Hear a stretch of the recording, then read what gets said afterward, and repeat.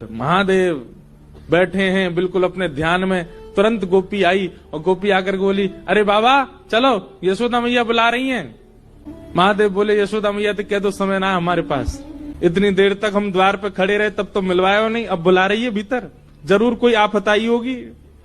अरे बाबा तुम तो देखो कैसे सुंदर, कैसे भोरे हैं, कैसे तुम्हारो स्वरूप।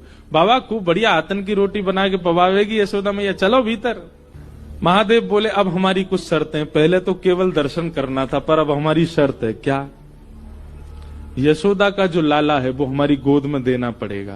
हमारी गोद में आएगा, हम उसको थोड़ी देर खिलाएंगे, थोड़ी देर उसके संग नृत्य करेंगे, थोड़ी देर जब आनंद हो जाएगा तब देके जाएंगे। पहले तो दर्शन में ही हम जा रहे थे, दर्शन करके वापस, पर अब हमारे भाव बढ़ गए, अब हम गोदी में खिला के जाएंगे। मंजूर हो तो बताओ। मैया से जाके कही, मैया बोली ज्यादा ज्यादा रात तक रोवेगो लाला, सुबह तो शांत ही जाएगो, गोद में नहीं दूंगी बाकी में।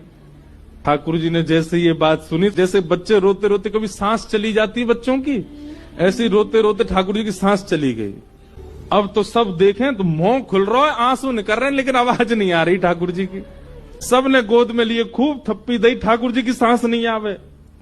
गोपी बोली, मैया, बाबा टोटका कर रहा भारते, बा गोद में दे दियो मैया, लेकिन वह बुला ले भीतर, लाला से बड़ो कुछ नहीं है।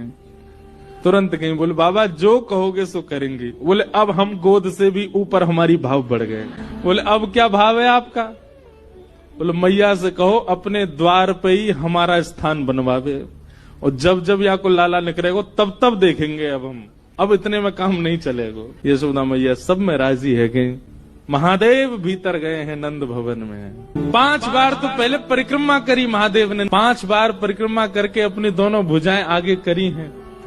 जैसे ही सुकोमल श्री ठाकुर जी, सांस रुक गई है, मोह लाल पड़ गया है, नेत्रंत आंसू गिर रहे हैं, जैसे ही महादेव की गोद में गए और महादेव ने गोद में लेकर के जैसे ही अपने अंक में भर के महादेव ने ठाकुर जी को देखा, ठाकुर जी की सांस वांस सब आ गई, धीमे धीमे लाल मणि नील मणि हेन लगे, नेत्र खुल गए। महादेव ने तो दृष्टि मात्र से ठाकुर जी को